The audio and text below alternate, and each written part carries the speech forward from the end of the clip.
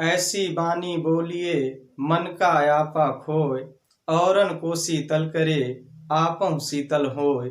जी हाँ बच्चों, मैं उमेश कुमार हिंदी की कक्षा में आप सभी का स्वागत करता हूँ। बच्चों, आज हम लोग का जो अध्ययन का विषय है वो है साखी। जी हाँ बच्चों, साखी जो आप पिछले वीडियो में मेरे भाग 1 के रूप में पढ़ें, उसी को आज हम लोग भाग 2 के रूप में संत कबीर दास जी द्वारा रचित साखी को पढ़ने जा रहे हैं। जी हाँ बच्चों, पिछले वीडियो में आपने जो भाग 1 के रूप में दोहा नंबर 1 से लेके 5 तक का अध्ययन किया था, वो संत कबीर दास जी गुरु के वर्णन के बारे में बतलाया है। आज उसी के क्रम में हम लोग आगे बढ़ेंगे और देखते हैं दोहा नंबर 6 से लेकर के 10 तक। जी हाँ बच्चों, तो आज हम लोग जो है कि इस दोहे को पढ़ेंगे और इसके बारे में जानेंगे और इसके भावार्थ को समझेंगे। उसके पहले हम लोग संदर्भ देख लेते हैं। प्रस्तुत पद्यांश हिंदी खंड काव्य के अंतर्गत साखी नामक पाठ से उद्धृत है, जिसके कवि, जिसके रचयिता संत कबीर दास जी हैं। जी हाँ बच्चों, इसी के साथ हम लोग जो है कि आगे को जो है कि देखते हैं, जिसमें 6 से लेके 10 दोहों का जो है कि समावेश इसमें किया गया है। बच्चों, जैसा कि आपको बताया गया है, एक बार पुनः दोहरा देता हूं कि जो ये पाठ होता है ये 2 तरह से किया जाता है, एक सामान्य पाठ और दूसरा छंद विधान के आधार पर पाठ। जी हाँ बच्चों, तो आज हम लोग जो है कि सामान्य पाठ नहीं बल्कि छंद विधान के आधार पर अध्ययन करेंगे। तो अविलंब हम लोग पाठ की तरफ चलते हैं। तो आइए बच्चों,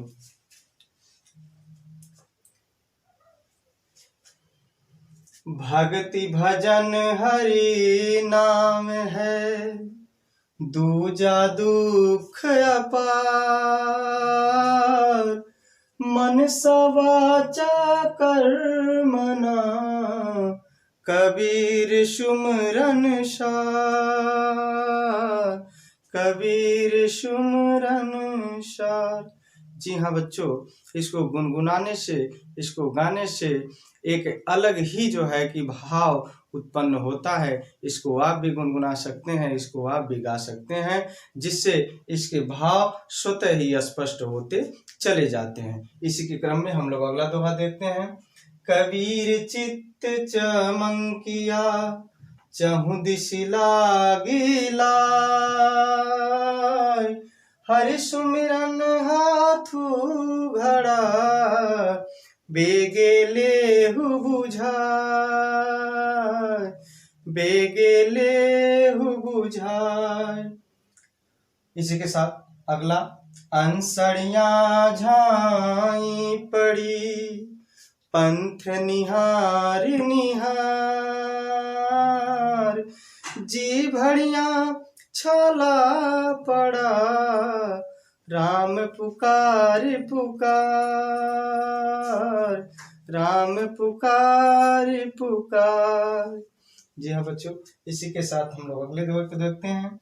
झूठे सुख को सुख कहे, मानत है मन मोद, जगत चबैना काल का, कछु मुख में कछु गोद, कछु मुख में कछु गोद।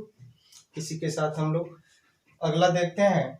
जब मैं था तब हरि नहीं, अब हरि है मैं नाय, जब मैं था तब हरि नहीं, अब मैं है, जब मैं था तब हरि नहीं, अब हरि है मैं नाय, जब मैं था तब हरि नहीं, अब हरि है मैं नाय, सब अंधियारा मिट गया, जब दीपक देखा माय, दीपक देखा मान। जी हाँ बच्चों, ये था हमारा छंद विधान के आधार पर सस्वर पाठ का क्रम। इसी के साथ अब हम लोग एक एक दोहे का भावार्थ जानेंगे। तो आइए बच्चों देखते हैं। यहाँ लिखा गया है, भगति भजन हरि नाव है। भगति भजन हरि नाव है। जी हाँ बच्चों, नाव का अर्थ होता है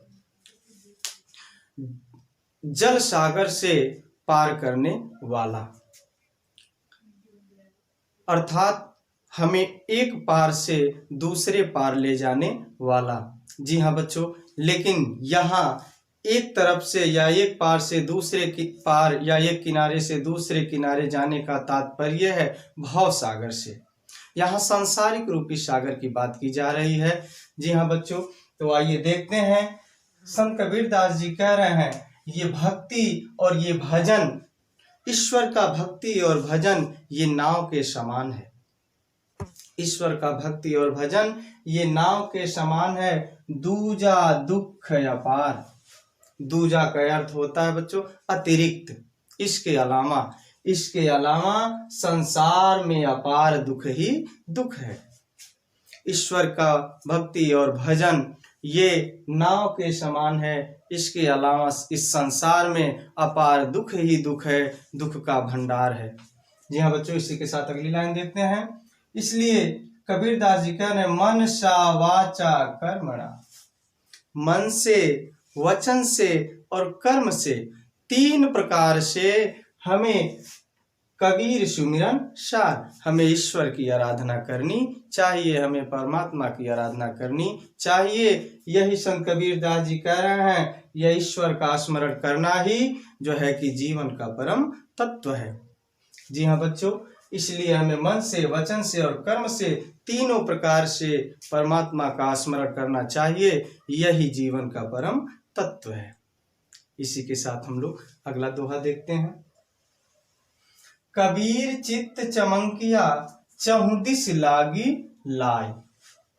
जी हाँ बच्चों, कबीरदास जी कह रहे हैं, हमारे चित्त में, चित्त का मतलब होता है हृदय, हमारे हृदय में चमंकिया, आग की लपटें चमक रही हैं, आग की लपटें जल रही हैं, धधक रही हैं। वो आग की लपटें कैसी हैं, वो आग कैसा है, तो वो आग संसार में विषय वासनाओं की आग है। जी हाँ बच्चों, इस संसार में जो विषय वासनाओं की आग लगी हुई है, चहुदिस लागी लाय, ये चारों दिशाओं में विषय वासनाओं की आग लगी हुई है। कबीरदास जी कह रहे हैं कि चारों दिशाओं में विषय वासनाओं की आग लगी हुई है, जो मेरे हृदय में भी चमक रही है, अर्थात मुझे भी कष्ट प्रदान कर रही है। यहाँ बच्चों अगला लाइन देखते हैं। हरि सुमिरन हाथू घड़ा। उस आग को कैसे बुझाया जा सकता है, तो ईश्वर सुमिरन या ईश्वर स्मरण रूपी जो जल का घड़ा है, जो ईश्वर स्मरण रूपी जल का घड़ा है, उस घड़े को लेकर के बेगे ले बुझाए, उस आग को बुझाया जा सकता है। अर्थात जो संसार में विषय वासनाओं की आग लगी हुई है, उस आग को बुझाया जा सकता है। जी हाँ बच्चों, तात्पर्य ये है, कभी हमें सचेत कर रहे हैं, कभी हमें आगाह कर रहे हैं, कभी हमें ये बताना चाह रहे हैं कि एकमात्र ईश्वर का, परमात्मा के स्मरण करने से यह दुखों से, ये सांसारिक विषय वासनाओं से निजात पाया जा सकता है, इससे मुक्ति पाई जा सकती है। जी हाँ बच्चों, इसी के साथ हम लोग अगला दोहा देखते हैं। अनसड़ियाँ झाई पड़ी पंथ निहार निहार। अनसड़ियाँ का मतलब होता है बच्चों आँख, झाई का मतलब होता है छाइयाँ, पड़ी का मतलब पड़ गई। कैसे? पंथ का मतलब होता है रास्ता, निहार, निहार का अर्थ होता है देखते देखते। जी हाँ बच्चों, आप समझ गए होंगे, ये बहुत ही आसान दोहा है। संत कबीरदास जी कह रहे हैं, ईश्वर का रास्ता देखते देखते, परमात्मा का रास्ता देखते देखते मेरे आंखों में झाइयाँ पड़ गई हैं, मेरे आंखों में छाइयाँ पड़ गई हैं, अर्थात मेरे आंख के सामने अंधकार छा गया है, अंधेरा छा गया है। जी हाँ बच्चों, संत कबीरदास जी कह रहे हैं, ईश्वर का रास्ता निहारते निहारते मेरे आंखों में छाइयां पड़ गई हैं। अगला, जी भड़िया छाला पड़ा राम पुकार पुकार। जी भड़िया का अर्थ होता है बच्चों जीभ, छाला का अर्थ होता है छाला, पड़या का मतलब पड़ गया है, और मेरे जीभ में छाले पड़ गए हैं। कैसे? राम पुकार पुकार, यानी राम को पुकारते पुकारते मेरे जीभ में छाले पड़ गए हैं। जी हाँ बच्चों, यहाँ आपको हम बता देना चाह रहे हैं, यहाँ राम का अर्थ दशरथ पुत्र राम नहीं है। जैसा कि आप जानते हैं, संत कबीरदास जी भक्ति काल के निर्गुण शाखा के कवि हैं, और निर्गुण शाखा के कवि होने के नाते ये निराकार ब्रह्म की बात करते हैं, ऐसे परमात्मा की बात करते हैं, ऐसे ईश्वर की बात करते हैं जो निराकार है, जिनका कोई आकार नहीं है। जी हाँ बच्चों, तो वो कह रहे हैं कि जी भड़िया छाला पड़या राम पुकार पुकार, यानी राम को पुकारते पुकारते, ईश्वर को पुकारते पुकारते मेरे जीभ में छाले पड़ गए हैं। कभी हमको ये बताना चाह रहे हैं कि अगर हमारा मन सच्चा नहीं है, अगर हमारे चित्त के अंदर विकार भरे हुए हैं, अगर हमारे मन के अंदर बुराइयां भरी हुई हैं, तो चाहे पंथ निहारें आप, चाहे जो है कि नाम पुकारें, इससे कुछ होने वाला नहीं है, ये तो व्यर्थ है। इसलिए हमें सबसे पहले अपने मन के अंदर जो बुराइयां हैं, जो चित्त में विकार हैं, उसको खत्म करना चाहिए। जी हाँ बच्चों, इसी के साथ हम लोग अगले दोहे पे चलते हैं। कबीरदास जी हमको बार बार आगाह कर रहे हैं, बार बार जो है कि हर दोहों के माध्यम से हमको सचेत कर रहे हैं, हमको बताना चाह रहे हैं, हमको समझाना चाह रहे हैं। आइए बच्चों, इसी के साथ हम लोग अगला देखते हैं। झूठे सुख को सुख कहे मानत है मन मोद। झूठे सुख को सुख कहे। जी हाँ बच्चों, यहाँ सांसारिक सुखों की बात की गई है।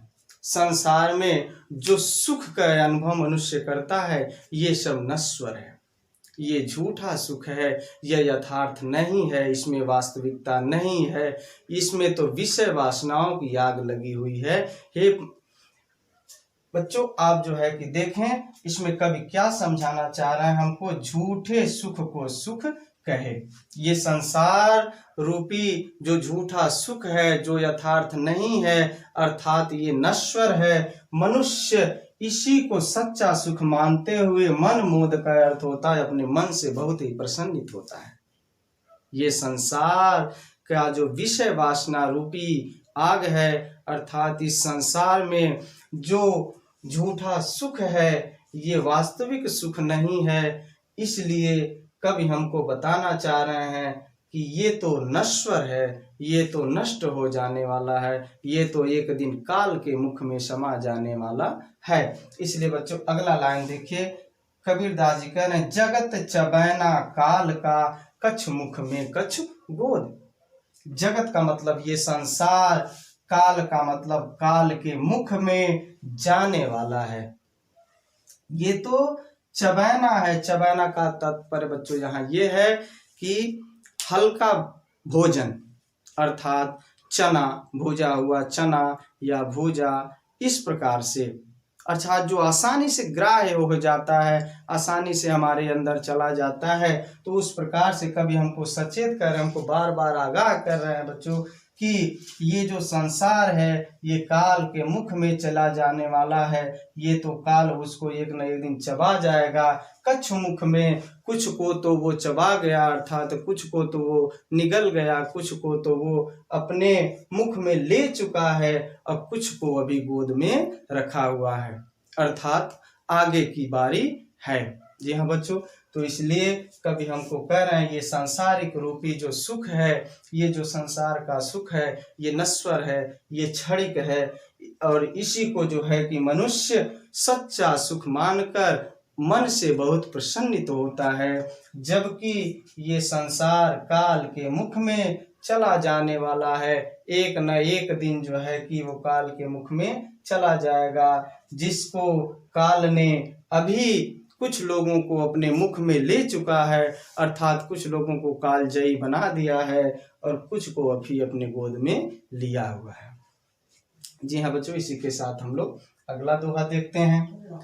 जब मैं था तब हरि नहीं, जब मैं था तब हरि नहीं, अब हरि है मैं नाई। जी हाँ बच्चों, मैं का अर्थ होता है अहंकार, अहंकार, घमंड। जब मैं था तब हरि नहीं, हरि का अर्थ परमात्मा, परमात्मा और ईश्वर से है। संत कबीरदास जी कह रहे हैं, जब मेरे अंदर अहंकार था, जब मेरे अंदर घमंड था, तब हमें ईश्वर के दर्शन नहीं हुए थे।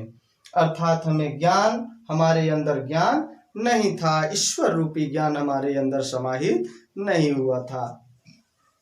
अब हरि है मैं नाई, लेकिन अब हमारे अंदर ईश्वर आ गए हैं, ईश्वर रूपी ज्ञान हमारे अंदर समाहित हो गया है, जिससे मेरे अंदर के सभी अहंकार नष्ट हो गए हैं। जी हाँ बच्चों, कवि हमको बताना चाह रहे हैं, जब मेरे अंदर अहंकार था तब हमें परमात्मा के दर्शन नहीं हुए थे, अर्थात यथार्थ रूपी ज्ञान का अनुभव मुझे नहीं हुआ था। जब हमें ज्ञान का अनुभव हुआ, जब मेरे अंदर ईश्वर समाहित हो गए, जब मेरे अंदर ज्ञान समाहित हो गया, तो अहंकार स्वतः समाप्त हो गया, स्वतः निकल गया। जी हाँ बच्चों, अगली लाइन में देखते हैं, जिस प्रकार से सब अंधियारा मिट गया, जब दीपक देखा माय।